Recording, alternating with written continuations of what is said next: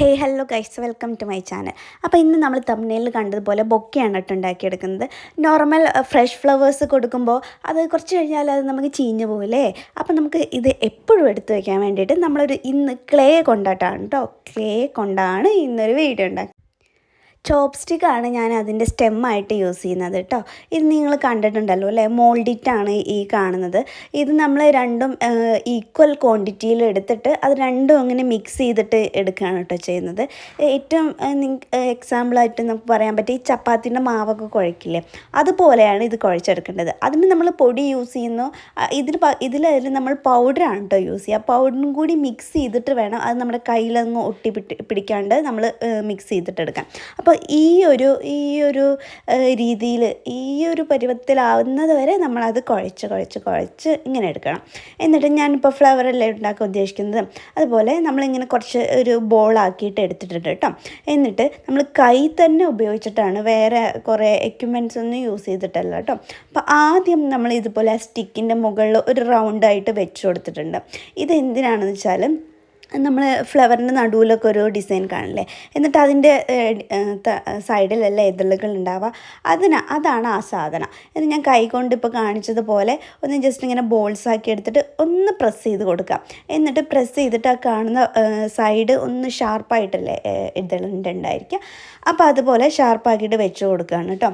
എന്നിട്ട് അതായത് ഈ ക്ലേ കുറേ കഴിഞ്ഞ് ഓട്ടോമാറ്റിക്കലി ആയിട്ട് അതാണ്ട് സ്റ്റിഫായിട്ട് വരും. അപ്പോൾ ആ സ്റ്റിഫ് ആവുന്നതിന് മുന്നേ തന്നെ നമ്മൾ ആ ക്ലേ ഭയങ്കര ഡ്രൈ ആയി പോകുന്നതിന് മുന്നേ തന്നെ നമ്മളിത് ഫുൾ ഫിക്സ് ചെയ്ത് കൊടുക്കണം കേട്ടോ. ആ സമയത്ത് പക്ഷേ നമുക്ക് ഫെവിക്കോളിൻ്റെ ശരിക്കും പറഞ്ഞാൽ ആവശ്യമില്ല, കാരണം അത് ഓൾറെഡി ഇങ്ങനെ ഫിക്സ് ആയിട്ട് അങ്ങ് ഇരുന്നോളും. അതങ്ങനെ ഒരുമിച്ച് അങ്ങ് ഡ്രൈ ആയി പോവുകയാണ് ചെയ്യാറ്. അപ്പം ജസ്റ്റ് ഞാനിത് ഒന്ന് ചെയ്തെന്നേ ഉള്ളൂ. എന്നിട്ട് ഞാൻ സെക്കൻഡ് ഫ്ലവർ കൂടെ ചെയ്തെടുക്കുകയാണ് കേട്ടോ. അപ്പോൾ ഇതിൻ്റെ താഴെ കണ്ടില്ലേ, താഴെ ഞാനിങ്ങനെ മെർജ് ചെയ്ത് കൊടുത്തത് എന്തുകൊണ്ടാണെന്ന് വെച്ചാൽ, ഒരു ഫ്ലവർ ആകുമ്പോൾ അതിൻ്റെ ആ ഒരു കണ്ടിന്യൂഷൻ വേണമല്ലോ, അതിന് വേണ്ടിയിട്ട്. എന്നിട്ട് ഞാൻ ജസ്റ്റ് ഒന്ന് ഡ്രൈ ആക്കിയിട്ട് എടുത്തിട്ടുണ്ട് കേട്ടോ. എന്നിട്ട് ഫസ്റ്റ് നമ്മൾ ചെയ്യുന്നത് ഒരു വൈറ്റ് പെയിൻറ്റ് അടിച്ചു കൊടുക്കുകയാണ്. അതിന് ശേഷം നിങ്ങൾക്ക് ഏത് രീതിയിലാണോ അത് പെയിൻറ്റ് കൊടുക്കാൻ നിങ്ങൾ ഉദ്ദേശിക്കുക അതുപോലെ ചെയ്താൽ മതി. ഞാൻ ഇതിൻ്റെ എഡ്ജസിലൊക്കെ ഇങ്ങനെ കുറച്ച് ഡാർക്ക് കളർ കൊടുത്തിട്ട് സൈഡിലേക്ക് കുറച്ച് ലൈറ്റ് ആവുന്ന രീതിയിലാണ് കൊടുത്തിട്ടുള്ളത്. 2 ലീവ്സും കൂടി ഉണ്ടാക്കി എടുത്തിട്ടുണ്ട് കേട്ടോ. ഞാൻ കാണിക്കാൻ ഈ വീഡിയോ എടുക്കാൻ മറന്നുപോയായിരുന്നു, സോറി ഗൈസ്, നെക്സ്റ്റ് ടൈം. എന്നിട്ട് നമ്മൾ താഴെയും കൂടി ഇപ്പോൾ ഈ കാണുന്ന പോലെ ഇവിടെ സൈഡിലൊക്കെ ഇതുപോലെ പെയിൻറ്റ് ചെയ്ത് കൊടുക്കുകയാണ് കേട്ടോ. സെൻറ്ററിൽ ഞാൻ യെല്ലോ ആണ് കൊടുത്തിട്ടുള്ളത്. എന്നിട്ട് ഒരു നമ്മൾ കാണുമ്പോൾ ഫ്ലവേഴ്സൊക്കെ നിങ്ങളൊരു റെഫറൻസ് എടുത്താൽ കാണാം, നമുക്ക് ആ ഫ്ലവേഴ്സിൻ്റെ ആ കളേഴ്സ് ഇങ്ങനെ മെർജായിട്ട് പോകുന്ന പോലെ തോന്നുന്നുണ്ടാവും. അപ്പോൾ അതിന് വേണ്ടിയിട്ട് ഞാൻ ആ ഒരു കളറ് മിക്സ് ചെയ്യുന്ന രീതിയിൽ അങ്ങ് കൊടുത്ത് ചെയ്യുകയാണ് കേട്ടോ ചെയ്തിട്ടുള്ളത്. പിന്നെ അതുപോലെ ഞാൻ സെക്കൻഡ് ഫ്ലവറും ഇതുപോലെ തന്നെ സെയിം പ്രോസസ്സിലാണ് ചെയ്തെടുത്തിട്ടുള്ളത്.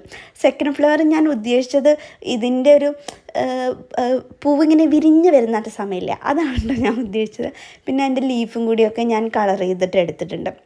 അപ്പോൾ ഇങ്ങനെ വേണമെങ്കിലും ആർക്ക് വേണമെങ്കിലും ഗിഫ്റ്റ് കൊടുക്കാം കേട്ടോ. കാണാൻ ആക്ച്വലി നല്ല ഭംഗിയുണ്ടായിരുന്നു. അതിങ്ങനെ ഫോട്ടോയിൽ കാണുമ്പോൾ എനിക്ക് എത്രത്തോളം അതിൻ്റെ ഇൻറ്റൻസിറ്റി മനസ്സിലാവുന്നുണ്ടെന്ന് എനിക്കറിയില്ല, പക്ഷേ അത്യാവശ്യം നല്ല ഭംഗിയുള്ള രസമുണ്ടായിരുന്നു കേട്ടോ കാണാൻ. എന്നിട്ട് നമ്മളൊരു ബൊക്കെ പോലെ പൊതിഞ്ഞെടുക്കുകയാണ്. ജസ്റ്റ് ഒരു പേപ്പർ വെച്ചിട്ട് ഇങ്ങനെ ഒന്ന് റോൾ ചെയ്തെടുക്കുക, ജസ്റ്റ് ഒന്ന് റോൾ ചെയ്തെടുത്താൽ മതി. ദെൻ നമ്മൾ താഴെ കൂടെ അതൊന്ന് ഡെക്കറേറ്റ് ചെയ്യാൻ വേണ്ടിയിട്ട് ഒരു റിബൺ വെച്ചിട്ട് ഒന്ന് കെട്ടി കൊടുക്കുകയാണ് കേട്ടോ. അപ്പോൾ നമ്മൾ സെല്ലോ ടേപ്പ് വെച്ചിട്ട് ആദ്യം ഇതൊന്ന് കവർ ചെയ്തിട്ട് എടുക്കണം, കാരണം അതിങ്ങനെ വീണ് പോകാൻ പാടില്ലല്ലോ. അതുകൊണ്ടൊന്ന് കവർ ചെയ്തെടുത്തതിന് ശേഷം നമ്മൾ ഈ റിബൺ വെച്ചിട്ട് ഒന്ന് ചെയ്ത് കൊടുത്താൽ മതി. നിങ്ങൾക്ക് ഇതിൻ്റെ ഫൈനൽ ലുക്ക് കാണണ്ടേ? ഓക്കെ കേട്ടോ. ഇത് നമുക്കിപ്പോൾ ന്യൂ ഇയർ ഫ്രണ്ടൊക്കെ ഉണ്ടെങ്കിൽ നമുക്ക് പെട്ടെന്ന് ഒരു ബൊക്കെ പോലെ കൊടുക്കാൻ പറ്റുന്നതാണ്. നമ്മൾ ജസ്റ്റ് ഫ്ലവറൊക്കെ കൊടുത്തിട്ടുണ്ടെങ്കിൽ ഒരു 2-3 ഡേയ്സിൻ്റെ ഉള്ളിൽ കേടായി പോകില്ലേ. ഇതാകുമ്പോൾ ഇന്ന്